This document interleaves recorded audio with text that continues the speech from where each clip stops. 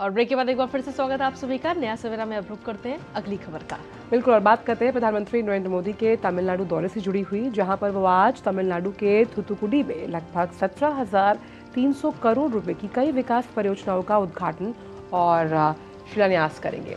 प्रधानमंत्री थूथुकुडी में outer harbour container terminal की आधारशिला रखने वाले हैं और ये अपने आप में सबसे बड़ा हरित टर्मिनल होगा।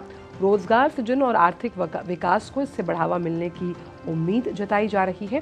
वहीं प्रधानमंत्री जो है वो कई अन्य परियोजनाओं का भी उद्घाटन करने वाले हैं जो राष्ट्र को और राज्य को समर्पित की जाएंगी, जिसमें परियोजनाओं की अगर बात करें तो लवणीकरण संयंत्र, हाइड्रोजन उत्पादन और बंकरिंग सुविधा इसमें शामिल की गई है। प्रधानमंत्री का तमिलनाडु दौरे का दूसरा दिन है।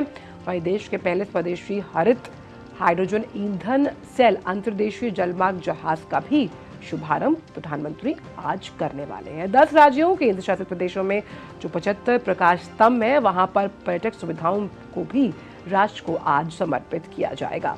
साथ ही वांची मिन्याची नागर कोयल रेल लाइन के दोहरीकरण की रेल परियोजना का उद्घाटन किया जाएगा, जिससे कनेक्टिविटी और सुगम हो जाएगी। 4 सड़क परियोजनाएं भी समर्पित की जाएंगी। देश को और तिरुनेलवेली में विशाल जनसभा को संबोधित करने का भी कार्यक्रम प्रधानमंत्री का है। और साथ ही आपको बता दें कि प्रधानमंत्री आज तमिलनाडु में विशाल जनसभा को संबोधित करेंगे, जहां प्रधानमंत्री मोदी की जनसभा को लेकर तमिलनाडु के प्रदेश सचिव से खास बातचीत की। हमारे संवाददाता शैलेंद्र मिश्र ने क्या कुछ कहना है उनका, आपको सुनवाते हैं। तमिलनाडु में प्रधानमंत्री नरेंद्र मोदी की रैली है और एक तरह से आगाज है तमिलनाडु में बीजेपी के अभियान का। हम यहां पर बात करेंगे, बीजेपी के कार्यकर्ता हैं, प्रदेश सचिव हैं सेल्विन चौहान। सेल्विन, किस तरह से देख रहे हैं इस जनसभा को? जी, तरक्की, बीजेपी मतलब तरक्की है। अभी यहाँ पे स्कीम्स, अभी बीजेपी प्रशासित शासन नहीं है यहाँ पे, फिर भी हम लोग कार्यकर्ता के रूप में प्रधानमंत्री जी के अब 10 साल के कार्य को और उनके स्कीम्स को लोगों तक लेके जा रहे हैं और वो स्कीम्स अब लोगों तक पहुंचने लगे, इसलिए लोगों में बहुत उत्साह है। करीब मुझे लगता है लाखों में लोग संख्या में यहाँ पे लोग आने वाले लोकसभा के लिए भी उत्सुक है।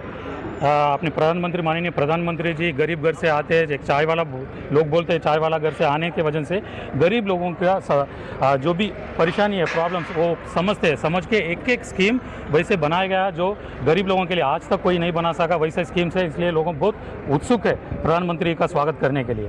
सेल्विन, के अन्नामलाई जो बीजेपी के प्रदेश अध्यक्ष हैं, एक बड़ी यात्रा वो चला रहे थे, उसका समापन भी हो रहा है इसी रैली के माध्यम से, तो किस तरह से देख रहे हैं जो अभियान चल रहा है तमिलनाडु में बीजेपी का? जी, अभी हमें भी पता नहीं था कि इतना बीजेपी के लिए सपोर्टर्स होंगे करके भी। अन्नामलाई जी के ये रैली के वजह से गली गली तक बीजेपी पहुंच गया, गली गली तक कमल पहुंच गया है। अभी ये 2024 में भी आप और आने वाले 26 असेंबली इलेक्शन में भी आप देख सकोगे कि हर जगह कमल ही खिलने वाला है तमिलनाडु में। हम देख रहे हैं देश भर में बीजेपी सहयोगियों की संख्या बढ़ा रही है। तमिलनाडु में भी कुछ सहयोगी जुड़े हैं, जीके वासन की पार्टी से सहयोग हुआ है, कहा जा रहा है कुछ दिनों में और सहयोगी बीजेपी को मिल सकते हैं। क्या उम्मीद है आप लोग? जी, जो भी भारत माता की सेवा के लिए हाजिर है वो उनका सबका स्वागत है बीजेपी में, तो इसलिए आप लोगों समझदार हो गए। अभी पहले जैसा नहीं है, अब साउथ इंडिया में भी लोगों को समझदारी आ गया है कि BJP is the only party who serves the Motherland. ये मातृभूमि के लिए, सेवा के लिए आने वाले सिर्फ बीजेपी में ही है और दुनिया में भारत को विश्व गुरु बनाने के लिए सिर्फ बीजेपी ही कर सकता है और प्रधानमंत्री मोदी जी कर सकते हैं। इसलिए उनके नेतृत्व में सब लोग आगे होकर आ रहे हैं, हमें भी आना चाहिए, हम भी आने वाले मातृभूमि के सेवा के लिए करके सब लोग आ रहे हैं और सबका स्वागत भी है। तो इस तरह से हम देख रहे हैं कि जो तमिलनाडु के बीजेपी कार्यकर्ता हैं वो उत्साहित हैं प्रधानमंत्री नरेंद्र मोदी की जनसभा को लेकर। शैलेंद्र मिश्र, डीडी न्यूज। और इस बड़ी खबर पर बात करने के लिए हमारे साथ हमारे संवाददाता शैलेंद्र मिश्र जुड़ रहे हैं। शैलेंद्र, सुप्रभात आपको। सवाल यही है कि प्रधानमंत्री का जो तमिलनाडु का दौरा है बहुत अहम है, इसके क्या राजनीतिक मायने निकाले जाएंगे, खास तौर पर मिशन साउथ को लेकर? ये देखिए, बीजेपी तमिलनाडु पर खासा जोर दे रही है और हम जानते हैं कि प्रधानमंत्री ने तमिलनाडु से जो उनका जुड़ाव है उसका विशेष तौर पर जिक्र भी किया है। कल उन्होंने एमजीआर और जयललिता को याद किया कि किस तरह से तमिलनाडु को आगे ले जाने में इन दो महान नेताओं का बहुत महत्वपूर्ण योगदान रहा। हम सब जानते हैं सेंगोल जिसे लोकसभा में स्थापित किया गया है, वो एक तरह से देखें देश की जो संस्कृति है, जो तमिलनाडु की जो विरासत है उसको दर्शाता है और जिसका जिक्र अक्सर प्रधानमंत्री नरेंद्र मोदी करते हैं। काशी तमिल संगमन, उसमें किस तरह से हमने देखा है कि उसको उस कार्यक्रम के जरिए देश भर के लोग तमिल संस्कृति को जान पाएं, उस दिशा में काफ़ी पहल हुई है। बीजेपी के लिहाज से देखें तो ऊर्जावान नेताओं की एक टीम तैयार हुई है तमिलनाडु में। प्रदेश अध्यक्ष जिन्होंने पद यात्रा पूरी की है, प्रधानमंत्री खुद उनकी तारीफ कर चुके हैं, अन्नामलाई।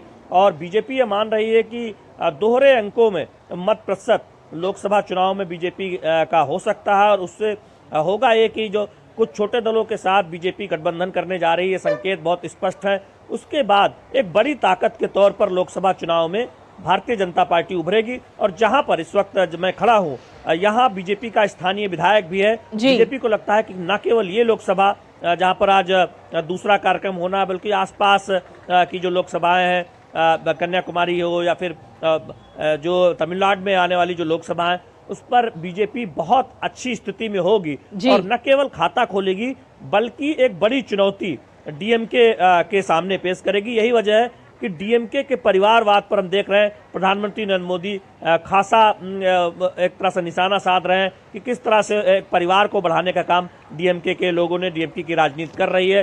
और ऐसे में बहुत करारा निशाना बीजेपी परिवारवाद, डायनेस्टी की पॉलिटिक्स पर साध रही है तमिलनाडु में भी।